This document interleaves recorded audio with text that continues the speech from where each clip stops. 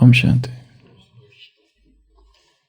तू शीतल झरना मेरे प्रभु, मैं हूँ तेरी प्यासी हिरनी। तू शीतल झरना मेरे प्रभु, मैं हूँ तेरी प्यासी हिरनी। शीतल झरने के पास ले चलो प्रभु तुम, मन की अभिलाषा को पूरा करो तुम। अमृत जल मुझको पिला दो।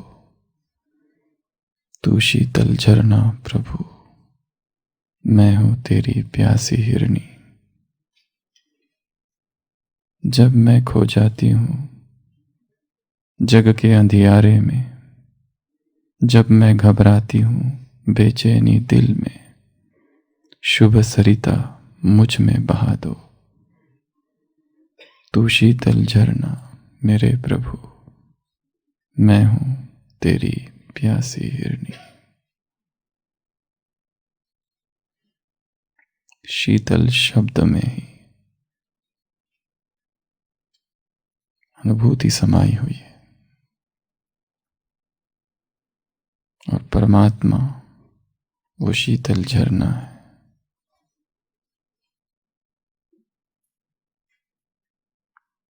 विकारों ने आत्मा को तप्त किया है, विकारों ने आत्मा को जलाया है। शीतल जल की आवश्यकता है।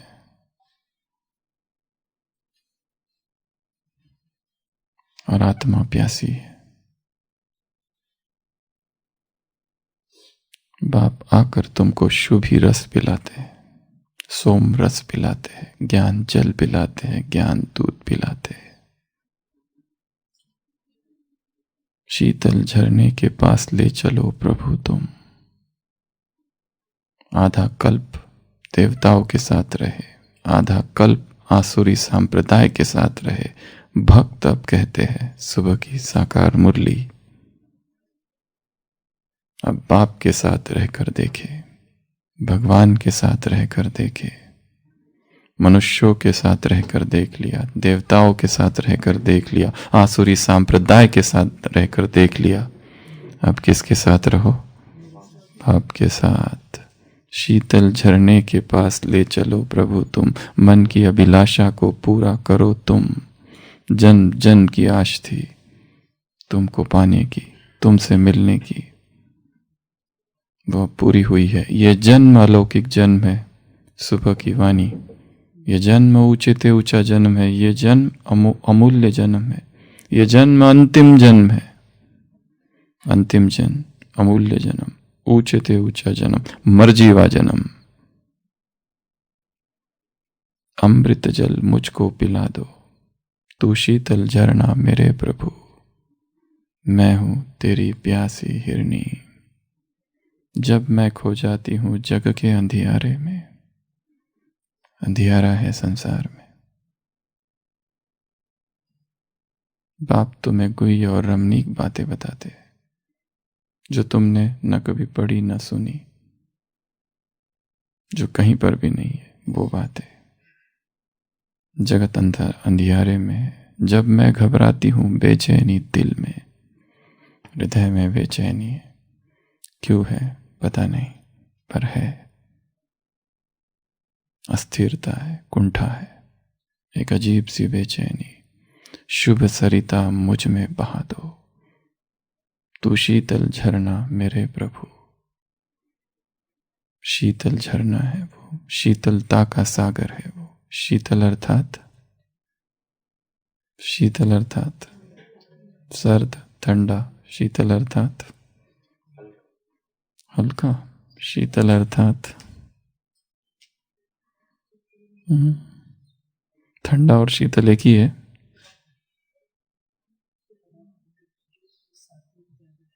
सौम्य, शीतल अर्थात सौम्य।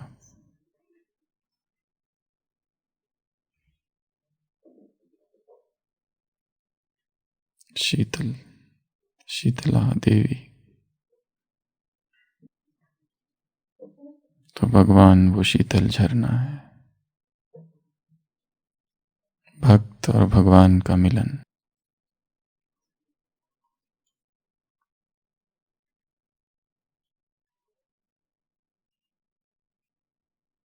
आज अव्यक्त मास का 9वां दिन। मैं निश्चय बुद्धि आत्मा हूं। निश्चय बुद्धि विजयी आत्मा हूं। चिंतन। बाप में, ड्रामा में, ब्राह्मण परिवार में कहाँ तक निश्चय है? निश्चय बुद्धि आत्मा की निशानियां क्या होगी?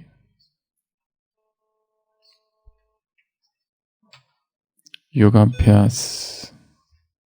ब्रह्मा बाप निश्चय के आधार से नंबर 1 बने।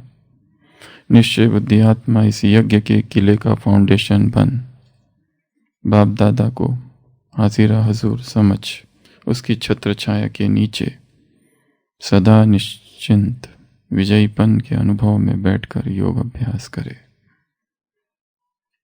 तो आज का सम्मान, मैं निश्चय बुद्धि विजयी आत्मा हूं। निश्चय अर्थात निश्चय किसे कहा जाता है? निश्चय का अर्थ विश्वास। निश्चय अर्थात विश्वास। निश्चय अर्थात श्रद्धा। निश्चय अर्थात फेथ। निश्चय अर्थात ट्रस्ट। निश्चय अर्थात ईमान। निश्चय अर्थात विश्वास।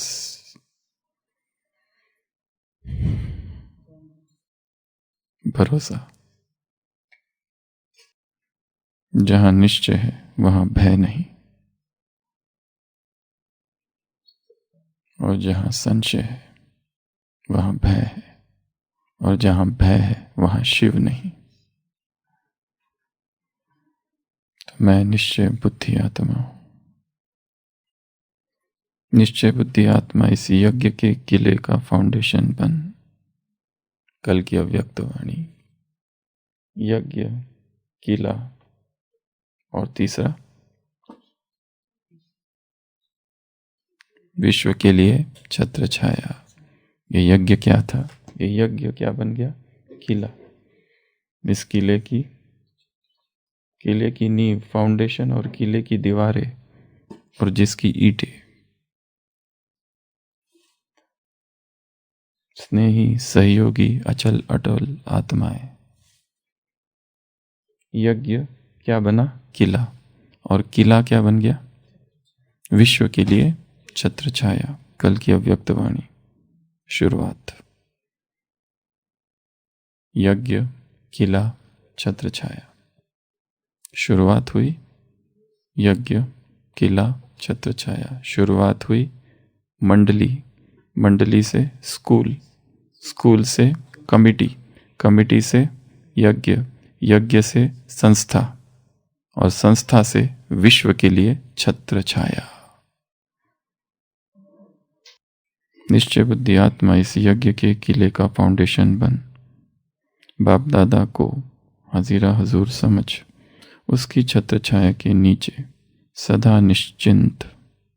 निश्चिंत अर्थात चिंता नहीं, निश्चिंत अर्थात बेफिक्र, निश्चिंत अर्थात निष्फुर्ना, निश्चिंत अर्थात केयर फ्री, निश्चिंत अर्थात स्ट्रेस फ्री, निश्चिंत अर्थात टेंशन फ्री, बेफिक्र, निश्चिंत अर्थात कोई तनाव नहीं, तनाव मुक्त, डिप्रेशन फ्री। विजयीपन के अनुभव में बैठकर योग अभ्यास करें। यह है निश्चय बुद्धि आत्मा। निश्चय एक यात्रा है। निश्चय एक यात्रा है। धीरे धीरे धीरे निश्चय दृढ़ होता है। पहले जो होता है वो ब्लाइंड फेथ होता है, क्योंकि सब जा रहे हैं तो हम भी जा रहे हैं, सब सुन रहे हैं तो हम भी सुन रहे हैं, सबको अच्छा लग रहा है इसलिए हमें भी अच्छा लग रहा है। वो एक अवस्था है, उसे ब्लाइंड फेथ कहा जाता है। क्योंकि जन्म ही ऐसे परिवार में हुआ है जहाँ सभी ज्ञान में चलते हैं। फिर धीरे धीरे इस ब्लाइंड फेथ के साथ में लॉजिक जुड़ता है ज्ञान का, तब ज्ञान समझ में आता है। और धीरे धीरे इस लॉजिक के साथ पर्सनल एक्सपीरियंस जुड़ता है। तो निश्चय की यात्रा इमैच्योरिटी से मैच्योरिटी की यात्रा है, इमैच्योर निश्चय से मैच्योर निश्चय, परिपक्व निश्चय की परिपक्वता वो एक दिन में नहीं आती है, धीरे धीरे धीरे। जैसे याद यात्रा है, निश्चय भी यात्रा है, निश्चय की यात्रा, the pilgrimage of faith, trust. और फिर जीवन में परिस्थितियां आती है, विकराल परिस्थितियां। उन परिस्थितियों में निश्चय की परीक्षा होती है और निश्चय और दृढ़ होता है। निश्चय को एक ही दिन में निश्चय बुद्धि नहीं हो जाता है, निश्चय लंबी यात्रा है। धीरे धीरे धीरे धीरे निश्चय दृढ़ होते जाता है, पक्का हो जाता है, सबल होते जाता है, मैच्योर और परिपक्व होते जाता है। निश्चय की यात्रा लंबी यात्रा है, या कहो जीवन भर की यात्रा निश्चय की यात्रा है। तो आज का समान, मैं निश्चय बुद्धि आत्मा हूं। सुबह की साकार मुरली, दर्पण में देखो, क्या देखो? वरने के लायक हूं या नहीं हूं। अपने आप को देख सकते हो और सारे दिनचर्या सामने आ जाएगी। कितना याद करता हूं, वास्तव में देखने का। मिरर मेडिटेशन, आईने में देखना। क्या देखेंगे? शाम को या रात को सोने से पहले आईने के सामने बैठना और आईने को देखना, उसमें जो आत्मा है उसको देखना। इसको मिरर मेडिटेशन कहते हैं। और अगर कोई वास्तव में करने बैठे तो धीरे धीरे धीरे एक और अनुभव होने लगेगा। वो कौन सा?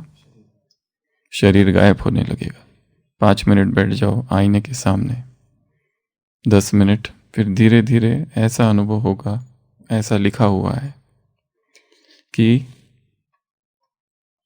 ये जो चेहरा है ये गायब होते जाएगा और हमारे पूर्व जन्म में क्या क्या चेहरे थे वो दिखने लगेंगे धीरे धीरे। इसको मिरर मेडिटेशन कहा जाता है।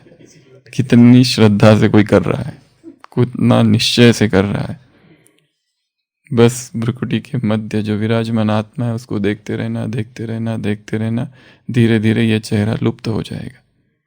और अगर साधना की निरंतरता रही तो वो भी दिखेगा, इसके पहले जन्म का, फिर जन्म का, फिर जन्म का। फिर धीरे धीरे देवता वाला आ जाएगा। मिरर मेडिटेशन आज का होमवर्क है मुरली में। आईने में वास्तव में देखने के लिए कहा है। ऐसा नहीं कि जो हमेशा कहते हैं कि आईने में देखो, वो नहीं, मुखड़ा देख ले प्राणी। वास्तव में देखो तो तुमको सारी दिनचर्या सामने आ जाएगी। सुबह के महावाक्य है ये। योग की यात्रा हमेशा याद की कहते हैं, आज कहा योग की यात्रा। तो ये जो निश्चय है, निश्चय कई प्रकार के, एक होता है वीक फेथ, एक होता है स्ट्रॉन्ग फेथ, एक होता है ब्लाइंड फेथ, एक होता है रिलीजियस फेथ। कई प्रकार के निश्चय होते हैं, फेथ। जीसस क्राइस्ट गैलीली की झील में बैठा हुआ है और उसके शिष्य है। उसे नींद लग गई, वो सो गया। वो 12 शिष्य उस नौका में हैं और अचानक तूफान आ जाता है और तूफान इतना बढ़ता है कि पानी नौका के अंदर आने लगता है। वो सारे घबरा जाते हैं, इधर उधर भागने लगते हैं, क्या करे क्या करे, कैसे करे। वो देखते हैं कि जीसस क्राइस्ट तो सोया पड़ा है वहाँ। उसके पास जाके कहते, मालिक, मास्टर, सेव अस, हमको बचाओ। जीसस क्राइस्ट खड़ा होता है, हाथ ऐसे करता है, पीस बी स्टिल, शांत है तूफान, शांत शांत। और तूफान शांत हो जाता है। और फिर एक वाक्य वो अपने सभी शिष्यों से कहता है, ओ ई ऑफ लिटिल फेथ, हे कम ईमान वालो, तुम्हें इतना भी विश्वास नहीं है? जिस नाव में मैं बैठा हूं वो डूबेगा कैसे? इतने समय से तुम मेरे साथ चल रहे हो, तुम्हें इतना भी विश्वास नहीं है? एक कम ईमान वालो, ओ ई ऑफ लिटिल फेथ। उसी तरह एक दूसरा भी उदाहरण है, जीसस क्राइस्ट को सूली लगती है, तीसरे दिन कहते वो फिर जाग उठता है, जी उठता है, रिजरेक्शन। और उसके जो शिष्य होते हैं वो तो अभी भी भागते फिर रहे, क्योंकि लोग अभी भी दुश्मन है। एक जगह पर वो सभी 11 शिष्य छिपे हुए हैं और अचानक एक दिन जीसस क्राइस्ट आ जाता है और वो अपने सभी शिष्यों से मिलता है। 11 में से एक नहीं रहता है, थॉमस नाम का। 10 रहते हैं, थॉमस कहीं गया है और एक ने तो पहले ही धोखा दे दिया है, तो वो तो है ही नहीं वहां। तो 11 में से एक नहीं है। तो जब वो वापस आता है, जीसस तब तक चला जाता है, तो बाकी 10 शिष्य उस थॉमस से कहते हैं कि जीसस क्राइस्ट यहाँ आए थे। वो कहता है मैं नहीं मानता वो आया था, मैं कैसे मानूं? मैं जब तक देखूंगा नहीं तब तक मानूंगा नहीं। मैं अपनी आंखों से देखूंगा, उसके जो हाथों में कील ठोकी गई थी वो मैं हाथ लगाऊंगा, तब मानूंगा। और उसी समय जीसस क्राइस्ट फिर आते हैं और फिर थॉमस से कहते हैं देखो यहां हाथ लगाओ, पैरों को हाथ लगाओ, ये मैं ही हूं, come touch hither, thy hand on my sides। तब वो गिरता है नीचे और कहता है माफ कर दो। वहां एक वाक्य है बाइबल में, जीसस कहता है जिसको हमने देखा है उसको मानना बहुत आसान है। Learn to believe in those things which you have not seen. जो तुमने देखा ही नहीं उसको मानना, ये है महानता। तो फेथ 2 प्रकार के हैं, एक वीक फेथ, एक स्ट्रॉन्ग फेथ। एक ब्लाइंड फेथ, ब्लाइंड फेथ अर्थात जिसमें कोई लॉजिक नहीं है, सभी कर रहे हैं इसलिए हम भी कर रहे हैं, कोई लॉजिक नहीं है। और एक है religious faith, real faith, true faith, untrue faith. कई कैटेगरीज हो सकते हैं निश्चय की। एक वो निश्चय जो परिस्थितियों में डगमगाता नहीं, एक वो निश्चय जो डगमगाता है। अलग अलग निश्चय कैटेगरीज बना सकते हैं, जितनी बनाना चाहे। तो आज हम देखेंगे निश्चय के आधार स्तंभ क्या है। ऐसे 8 आधार स्तंभ, निश्चय के परिणाम नहीं, निश्चय के आधार स्तंभ। निश्चय किस बात पर टिका हुआ है इस ब्राह्मण जीवन में हमारा, या हम किस निश्चय के कारण यहां आए, वो बातें।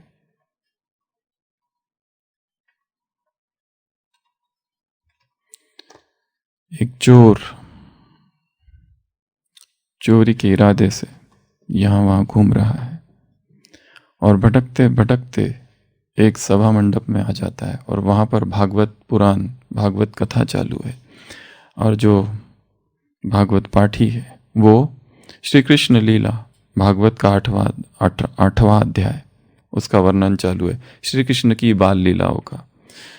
इस चोर ने कभी कृष्ण का नाम सुना नहीं आज तक, उसका जीवन चोरी में ही गया बचपन से, उसे ये सब बातें कुछ भी पता नहीं है।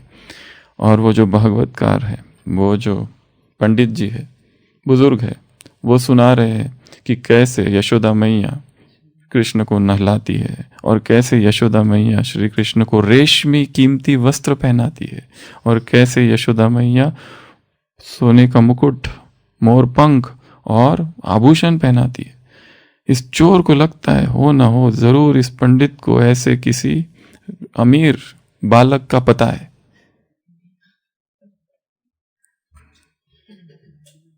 तो कहता है एक बार ये प्रवचन पूरा हो जाए फिर पकड़ता हूं इसको, पंडित को, इसी से पता चलेगा कि ये किस बालक का वर्णन कर रहा है और इतना विविड, इतना सजीव चित्रण कर रहा है, तो जरूर इसको पता ही होगा और ऐसा कोई बालक होगा जिसमें इतने सारे आभूषण है।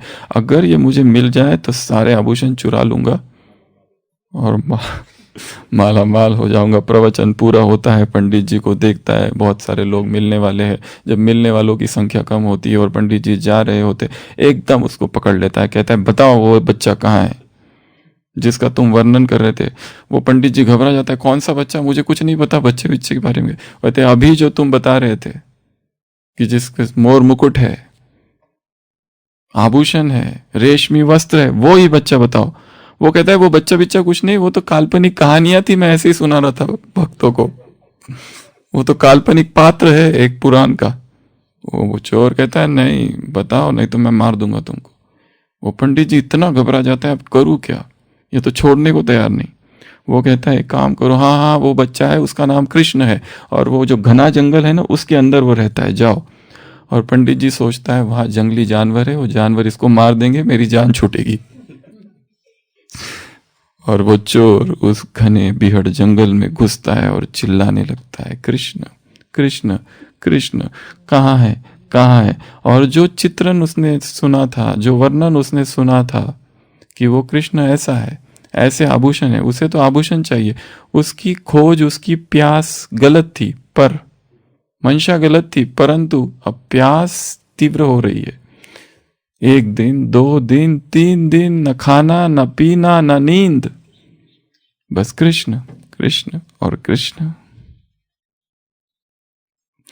ढूंढ रहा है जंगल में, उसके पैरों में कांटे चुभ गए, पत्थर चुभ गए, खून निकल रहा है, पर उसे बस कृष्ण। वो ये भी भूल रहा है मैं कृष्ण को क्यों पुकार रहा हूं।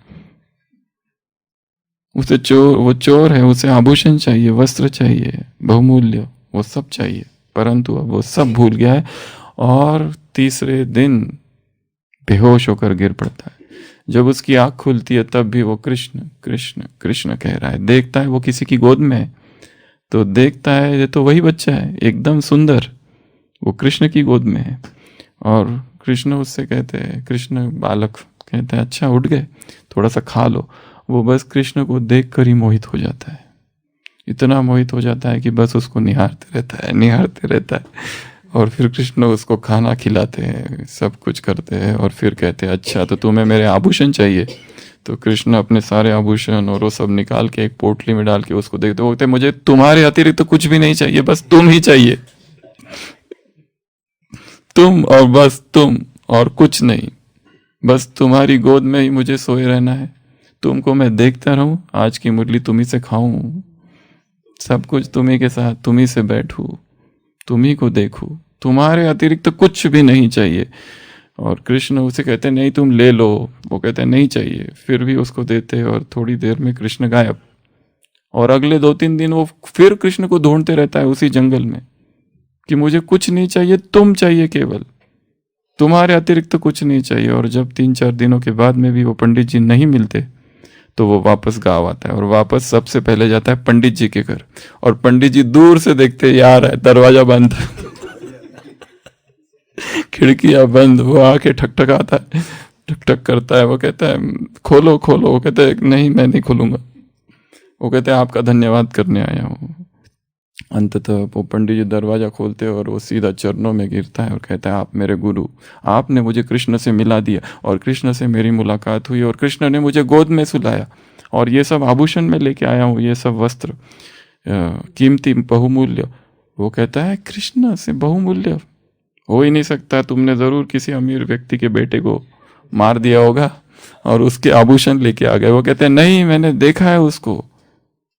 वो पंडित जी उन आभूषणों को देखते और कहते ये तो साधारण आभूषण नहीं है, ये देवताओं के आभूषण है, और जिस तरह का वो वर्णन कर रहा है वो वैसा ही वर्णन कर रहा है। एकदम उस पंडित जी को लगता है इस पापी ने, इस चोर, ये पापी, इसने कृष्ण के दर्शन कर लिए, और मैं पिछले 40 साल से भागवत कथा कर रहा हूँ, मुझे दर्शन नहीं हुए। वो सब कुछ छोड़ के जंगल भागता है। कौन? पंडित जी। और कृष्ण कृष्ण कृष्ण चिल्लाते रहते, परंतु कृष्ण कहीं है ही नहीं। आखिरकार कहता है कि मेरा जीवन व्यर्थ गया, झाड़ से एक रस्सी लगाता है और कहता है जीवन ही अभी समाप्त कर देता हूं। और जब करने ही वाला होता तो आवाज आती है, कृष्ण नहीं आते, आवाज आती है कि रुको। वो जो था वो चोर था, उसे कुछ भी पता नहीं मेरे विषय में, फिर भी उसका निश्चय, उसका विश्वास, उसकी प्यास जो थी मुझे पाने की, तपस्या की शक्ति बन गई। प्रभु को पाने की प्यास क्या बन जाती है? तपस्या की शक्ति बन जाती है। और उसने मुझे पा लिया और मैंने उसे दर्शन दिया। और तुम जो 40 सालों से मेरी कथा करते हो और कहते हो कि मैं काल्पनिक पात्र हूं, तुम मेरा गुणगान करते थे, पर जब संकट की घड़ी आई तो तुमने क्या कहा? मैं काल्पनिक पात्र हूं। यही तुम्हारा विश्वास, यही तुम्हारा निश्चय। ओ ये ऑफ लिटिल फेथ, कहाँ है तुम्हारा विश्वास? ये विश्वास है तुम्हारा। वो माफी मांगता है। कृष्ण कहते हैं कि इसी जन्म में मैं तुम्हें दर्शन दूंगा, पर अब नहीं, जाओ फिर से मेरा गुणगान करते रहो। अगर तुम्हारी भक्ति पूरी हुई तो हो सकता है इसी जन्म में मैं तुम्हें दर्शन दूंगा। तो निश्चय जो है किस तरह उत्पन्न होता है और कहाँ उत्पन्न होता है, निश्चय की यात्रा है। चोर ने कभी सोचा नहीं होगा, परंतु कितना बड़ा उसके अंदर सुषुप्त प्रभु मिलन की आश थी, वो एकदम जागृत हो गई और उसने भगवान को पा लिया। और किसी चीज की आवश्यकता नहीं है। आज सुबह की साकार मुरली कैसे अनपढ़ है, तुम्हें कुछ बोलना नहीं है, मैं चुप रहूंगी। 1962 में फिल्म रिलीज हुई थी। बाबा को किसी बहन ने दिल्ली से आकर बताया था, ब्रह्मा बाबा को, कि बाबा ये फिल्म रिलीज हुई है, मैं चुप रहूंगी। बाबा ने मुरली में उसी दिन की ये मुरली है शायद, बाबा ने कहा तुम्हें कुछ बोलना नहीं है मुख से, मैं चुप रहूंगी। तुम ही हो माता, तुम ही पिता हो, उसी में है वो गीत। तुम्हें कुछ नहीं बोलना है, ना तुम्हें कुछ ज्यादा जानने की आवश्यकता है। या फिर आज की मुरली में तो बाबा ने कुठाराघात प्रहार किया है सारी किताबों पर। किताबें पढ़ने से मैं नहीं मिलता, मेरी प्राप्ति नहीं हो सकती। यहां तक कि शास्त्रों से जो यूनिवर्सिटी की किताब है वो ज्यादा अच्छी है, उसमें थोड़ी कमाई तो होती है। ये बहुत पॉइंट टू बी नोटेड। शास्त्रों से, ये मेडिकल की, इंजीनियरिंग की, वो फिर भी ठीक है, लौकिक पढ़ाई, पर ये जो धार्मिक और स्क्रिप्चर्स है, इससे तो कुछ भी नहीं होगा। ये कितना बहुत पावरफुल पॉइंट है आज की मुरली का।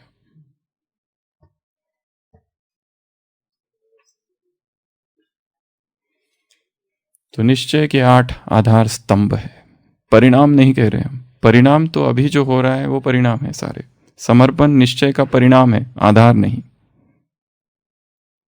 जीवन अर्पित कर देना प्रभु को, यह निश्चय का परिणाम है। सेवा करना यह परिणाम है निश्चय का, आधार नहीं। आधार कुछ और है। तो निश्चय का सबसे पहला आधार है ज्ञान। जब हम नए नए आए तो हमें सबको नहीं परंतु कुछ को किसने आकर्षित किया? इस अद्भुत ज्ञान ने। यह अजीब ज्ञान है। यहाँ पर ऐसा ज्ञान पहले कभी सुना नहीं, ऐसे चित्र पहले कभी देखे नहीं, इतने रमणीक चित्र, ऐसी बातें कभी नहीं सुनी किसी ने। स्ट्राइकिंग। इसलिए इस ज्ञान के आधार पर निश्चय, परंतु इसके आधार पर आने वाले कम है। ये वो लोग हैं जो लॉजिकल माइंडेड है। इस यज्ञ में 2 प्रकार के 2 विभाजन है, एक है मिस्टिक्स, एक है फिलोसोफर्स। मिस्टिक्स अर्थात भावना वाले भगत, जिनको ज्यादा बुद्धि नहीं चलाते, ज्यादा दिल वाले। और दूसरे है फिलोसोफर्स, रीजनिंग वाले, तर्क वाले, लॉजिक वाले, दिमाग वाले। तो ये 2 कैटेगरीज है। पर कभी भी 2 कैटेगरीज एकदम डायरेक्ट नहीं रह सकती, हर एक में दोनों रहता है, केवल मात्रा कम ज़्यादा होगी। किसी में भावनाओं की मात्रा ज़्यादा है, किसी में लॉजिक की मात्रा ज़्यादा है। तो जो ज्ञान के आधार से जिनको निश्चय बैठा, किसी किसी को दोनों होता है, ऐसे भी है। तो हमेशा मिक्स्ड रहेगा। प्योरली ज्ञान के आधार से, प्योरली दिमाग वाले कम है, प्योरली भावना वाले कम है, पर हो सकते हो सकते। तो एक आधार है, पहला आधार है निश्चय का ज्ञान। कि ज्ञान उन्होंने बाकी सारी शास्त्र पढ़े हैं, सारी फिलॉसफीज पढ़ी है, ईस्टर्न वेस्टर्न सारी फिलॉसफीज पढ़ने के बाद फिर ये जब पढ़ा या इसके संपर्क में जब आए तो एकदम शॉक्ड हो गए, ये क्या है, ऐसा कभी नहीं सुना है पहले। तो ज्ञान के आधार, ज्ञान निश्चय का आधार है एक। दूसरा आधार है प्रेम। प्रेम इतना मिला, बहनों का प्रेम, शिव बाबा का प्रेम, सबका प्रेम, सेंटर का प्रेम, सब प्रेम प्रेम प्रेम से ही आ गए। उन्हें ज्ञान भी नहीं पता पूरी तरह से, बट प्यार इतना ज़्यादा है कि कुछ नहीं, ना कोर्स हुआ, वैसे ही सेवा कर रहे। उन्हें कुछ पता नहीं, परंतु प्रेम के आधार पर ही आ गए। प्रेम से ही निश्चय फिर धीरे धीरे परिपक्व हुआ, फिर धीरे धीरे समझ में आया। ज्ञान तो बहुत बाद में समझ में आया, ज्ञान पहले थोड़ी समझ में आता है। भाषा व्यक्ति कैसे सीखता है? हम जिस घर में जन्म लिया, उन जो माँ बाप बोलते वो हम बोलने लगते। हिंदी घर में जिसने जन्म लिया, हिंदी ग्रामर से सीखता है क्या? वो ग्रामर तो स्कूल में जाने के बाद पता चलता है, बोलना तो पहले ही चालू कर देता है, ग्रामर बाद में पता चलता है। व्याकरण बोलना पहले ही चालू हो जाता है। उसी तरह यहां पर भी प्रेम के आधार से ज्ञान में आए। ज्ञान में आने का आधार क्या है? प्रेम। सब ने प्रेम दिया, इतना प्रेम दिया, इतना प्रेम दिया कि वो प्रेम नहीं से पिघल गए। ने कुछ पता नहीं ज्ञान के बारे में, ना धारणाओं के बारे में पता है, कुछ नहीं, वो सब बहुत बाद में पता चला। तो निश्चय इसी से हो गया। तीसरा आधार संबंध। निश्चय का आधार संबंध। एक बाप से संबंध जुड़ा, एक नया संबंध पता चला, या परिवार से संबंध जुड़ा, या बहनों से संबंध जुड़ा, भाई बहनों से संबंध जुड़ा, एक नया ही संबंध है। यहाँ पर हर एक दूसरे को भाई बहन ऐसा कहते, पता ही नहीं चलता है। सेंटर की जो बहन जी बैठी है वो अपनी लौकिक माँ को इस तरह से संबोधित करती है कि पता ही नहीं चलता लोगों को कि ये उसकी लौकिक माँ है। युगल एक दूसरे को भाई बहन कहते हैं। ये सब अजीब संबंध है यहाँ पर, अजीबोगरीब। तो इन संबंधों के आधार पर कि लगा यहाँ कुछ तो है, नया है, जो बाकी जगह नहीं है। ऐसा ये संस्था ही विचित्र है, ये संप्रदाय ही विचित्र है, सब अलग है यहाँ पर। तो ये जो संबंध है, और दूसरा संबंध परमात्मा से संबंध जुड़ा, परिचय मिला और एक संबंध जुड़ा। उस संबंध के आधार पर फिर निश्चय हुआ कि यही सत्य है, और इसके अतिरिक्त तो कुछ भी सत्य नहीं है। जो यहां सुनाया जा रहा है और जो ये है, यही सत्य है। जिनका ये फाउंडेशन पक्का रहता है वो पूरा जीवन भर अडोल रहते हैं। जिनका यही गड़बड़ हो जाती है वो फिर नई नई संस्थाएं होती है संसार में, फिर यहाँ तृप्ति होती है, फिर यहाँ से कहीं कहीं और जाते हैं, यहाँ से वहां, वहां से वहां, कितना भी समय हो उससे कोई लेना देना नहीं। इसलिए यात्रा हो सके तो संदेह से चालू करो ताकि निश्चय पर पहुंचे। सीधा संशय निश्चय से यात्रा चालू करते हैं कि हमें तो पूरा विश्वास हो गया यही सत्य है। इतना आसान नहीं है, क्योंकि निश्चय से यात्रा चालू की और फिर आगे जाके 10 साल 20 साल 30 साल 40 साल के बाद संशय आता है। यहां पर भी ऐसा होता है, यहां पर भी ये सब। इसलिए अच्छा यही होगा कि संदेह से चालू करो सब कुछ। आज की मुरली ये अंधश्रद्धा नहीं है, ये ब्लाइंड फेथ का ज्ञान नहीं है।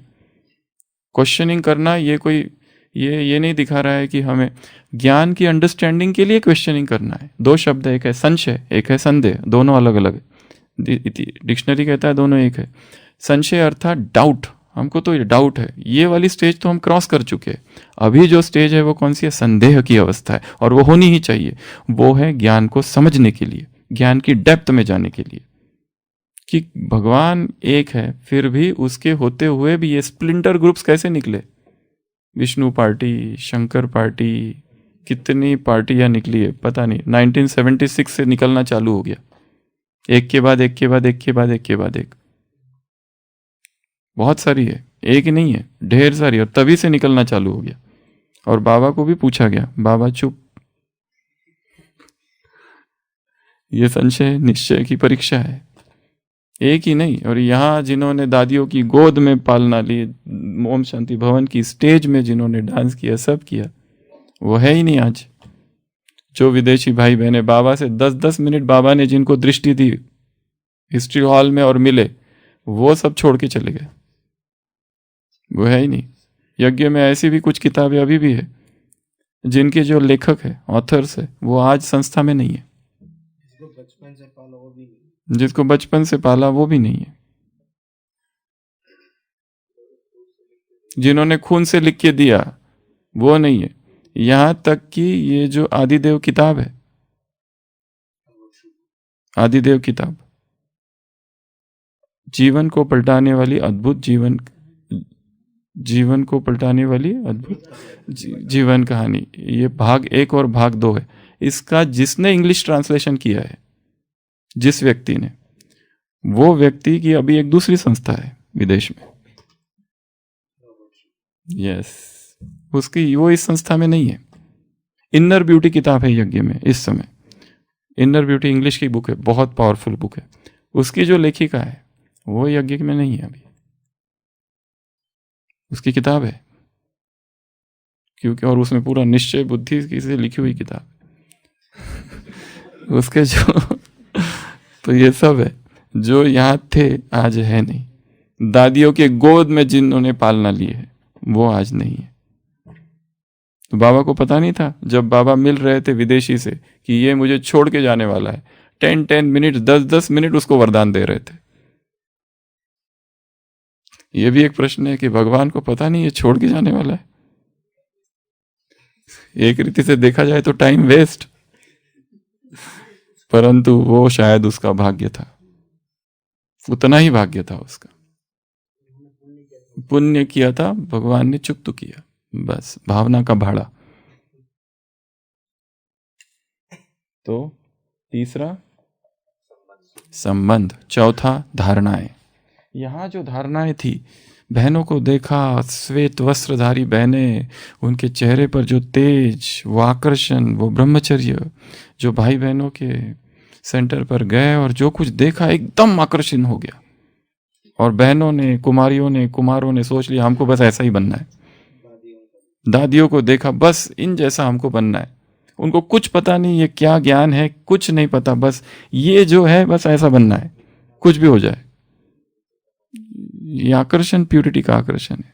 वो देखा और बस स्वप्न में वही दिखने लगे, इन जैसा बनना है। हमें याद है जब हम 10th स्टैंडर्ड में थे, अचानक देखा था ब्रह्मा कुमारी आ रही है, हमें पता नहीं था, नाम भी नहीं सुना था। तब उन पर एक कविता लिखी थी, वो वाइट, वो ब्रह्मा कुमारी था ये भी नहीं पता था वो कहाँ गई पता नहीं, वो गुम हो गई, पर तब लिखा था और उसके बाद में कोई संपर्क नहीं, कभी नहीं। बस वो देखा था, पर उनमें कुछ तो था, एक अजीब सा आकर्षण था। तो धारणा है, और सबसे बड़ी धारणा है प्यूरिटी की धारणा। सबसे बड़ी धारणा है प्यूरिटी की धारणा। सेंटर छोटा सा है, वहां बैठने के लिए भी कुछ नहीं है, फिर भी एकदम आकर्षण।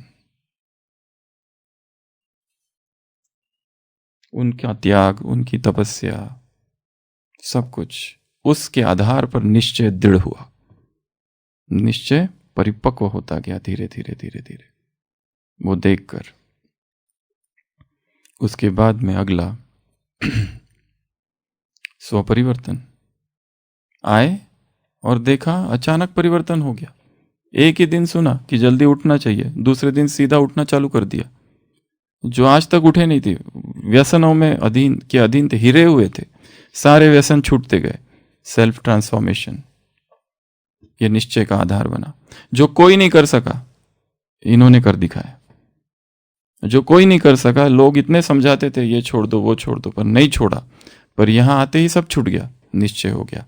तो एक आधार क्या है? Self transformation. अगला दूसरों का परिवर्तन देखा, जिसको हम जानते थे ये कभी सुधरने वाला नहीं था, या माँ बाप ने देखा उनका बेटा कितना बिगड़ गया है और अचानक सब कुछ ठीक हो गया उसका।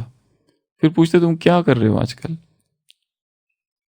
तब पता चला वो वहां जाता है। दूसरों का परिवर्तन, एक खुद का, एक दूसरों का। अगला डीप एक्सपीरियंस, सातवां बहुत गहरा अनुभव हो गया। बैठे बाबा के कमरे में और अचानक अनुभव हो गया। पहले दिन ही कहीं गए, सेंटर पर गए, वहां बैठे थे और लगा बस यही सत्य है। डीप एक्सपीरियंस हो गया, 1 सेकेंड का हुआ भले, बट बहुत गहरा था वो आधार बन गया निश्चय का। और 8वां, जिसकी खोज थी जन्म जन्म से, एक प्यास थी, एक क्यूरियोसिटी थी, उत्कंठा थी, एक अभिप्सा, एक पिपासा, एक डीप थ्रस्ट, इंग्लिश में कहते हैं क्वेस्ट। प्यासा हिरन जैसे ढूंढे है जल को, वैसे प्रभु मैं तुझे खोज रहा। As the heart panted after water brook, so my heart panted after thee O Lord. जैसे हिरन जल को ढूंढता है, वैसे उसको ढूंढ रहा होता। और यहां आते ही ये पता चला वो प्यास मिट गई। तो ये भी एक आधार है। ऐसे ये कितने हुए? 8। और एक 9वां आधार भी है, परंतु सबके लिए नहीं है, वो कोई कोई के लिए। कौन सा? एक आधार है जिसके आधार पर निश्चय बुद्धि हुए। 1 मोर बट ऑप्शनल, वैकल्पिक, साक्षात्कार, जो सबके लिए नहीं है। किसी किसी को साक्षात्कार हो गया, बस स्टार्टिंग, शुरुआत नहीं, अभी अभी बात की बात, फर्स्ट जनरेशन नहीं। साक्षात्कार के आधार पर देखा और सेंटर तक पहुंच गए। स्वप्न में दिखा, सेंटर तक पहुंच गए।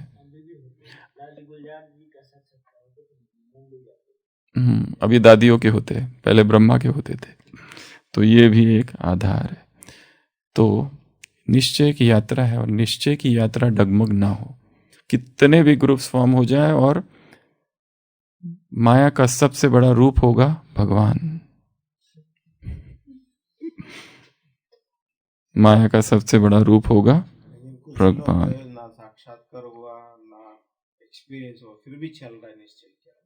वो फिर वही है कि वो निश्चय वास्तव में निश्चय नहीं है, वो थोड़ा सा ब्लाइंड फेथ है।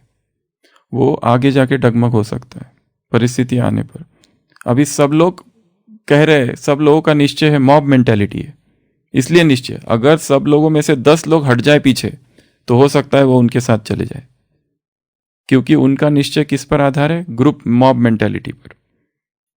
जैसे एक बार एक टूरिस्ट बस जा रही थी, और वो टूरिस्ट में बहुत सारे यात्री थे, 30-40, और बस फेल हो गई, बस रुक गई। तो काम चालू था, पर उनको इतनी भूख लगी, और वो कहीं बीच जंगल में रास्ता था, वहाँ रुक गई। तो गांव के लोग थे भोले वाले, उनको लगा इनकी मदद करना चाहिए, और सब भूखे होंगे ये लोग, तो गांव वाले अपने गांव का भोजन लेकर आ गए उनको देने के लिए, उन यात्रियों को। तो वो जो टूरिस्ट थे सारे, बस में जो यात्री थे, उन्होंने उस भोजन को देखा, और उनको उनके टाइप वाला भोजन नहीं था, वो जो रोज खाते वो नहीं था। उनको थोड़ा डाउट लगा, ये भोजन तो ठीक नहीं है। तो एक बुद्धिमान व्यक्ति था, उसने कहा एक काम करते हैं, पहले ये भोजन वो जो कुत्ता है ना उसको खिलाते, अगर उसने खा लिया तो फिर हम खाएंगे, नहीं तो हम नहीं खाएंगे। तो एक स्ट्रे डॉग, एक आवारा कुत्ता वहाँ गुजर रहा होता है, उसको वो थोड़ा सा भोजन खिलाते हैं, और भोजन कुत्ता बहुत प्यार से खाता है, आनंद से, और फिर इधर उधर घूमते रहता है। तो सबको लगता है भोजन सेफ है, भले दिखने में कुछ अजीबो गरीब है, बास भी अच्छी नहीं आ रही है उस भोजन की, गांव के आदिवासी लोग हैं उन्होंने लाके दिया है, और सब यात्री भोजन खा लेते हैं, निश्चिंत होकर सो जाते हैं। वहीं आसपास गाड़ी का काम चालू है। सुबह उठते हैं तो देखते कुत्ता मर गया है, सबको उल्टियां चालू हो जाती है। 30-40 जो यात्री थे, सभी को उल्टियां चालू हो जाती है, किसी को कुछ कुछ होने लगता है, कोई कैसे कैसे मुंह बनाने लगता है, ऐसे ऐसे करने लगता है, सोच सोच के कि कुत्ता मर गया। लेट पॉइजनिंग मतलब भोजन विषाक्त था, भोजन विष मिला हुआ था, भोजन में कुछ कुछ होने लगता है। और कुछ लोग बड़ी मुश्किल से देखते, वहाँ डॉक्टर कहीं है क्या, डॉक्टर के पास जाते, डॉक्टर को कहते हैं कि फूड पॉइजनिंग हो गया है, सारे यात्री सभी उल्टियाँ कर रहे हैं। डॉक्टर कहते हैं अच्छा, और डॉक्टर कहता है मैं खुद जांच पड़ताल करूंगा। जो डॉक्टर आता है वहाँ पे, कुत्ता कहाँ है? एक गड्ढे में गिरा हुआ है, मरा हुआ है, वहाँ एक गांव का आदमी बैठा हुआ है। डॉक्टर उससे पूछता है क्या हुआ था? वो कहता है एक ट्रक जा रहा था, उस ट्रक ने कुत्ते को चोट लगा, ठोकर मार दी, कुत्ता मर गया, तो मैंने उठा के यहाँ डाल दिया। अब बताओ वो जो उल्टी आई वो क्यों आई? निश्चय हो गया, फेथ हो गया कि हमने जो खाया है वो भोजन विषाक्त है, और एक की मान्यता को दूसरे ने क्या कर दिया, बहुत पुष्ट कर दिया। इसलिए सब लोग 10 लोग ज्ञान में चल रहे, उसमें से 9 कुमार छोड़ के जा रहे, कहते ये कुछ फायदा नहीं है यहाँ पर। वो उधर का ही जीवन ठीक था, यहाँ कहाँ फंस गए हम ब्रह्मा कुमारी में। तो एक बचा है बस, 9 चले गए।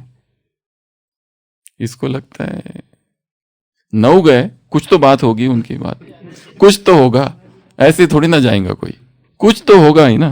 कोई बुद्धू थोड़ी ना है वो, उन्होंने मुझे ज्ञान में लाया था और वो खुद जा चले गए, तो ऐसे थोड़ी ना हो सकता है। जरूर उन्होंने सोच समझ के ये फैसला किया होगा, इसलिए मुझे भी जाना चाहिए।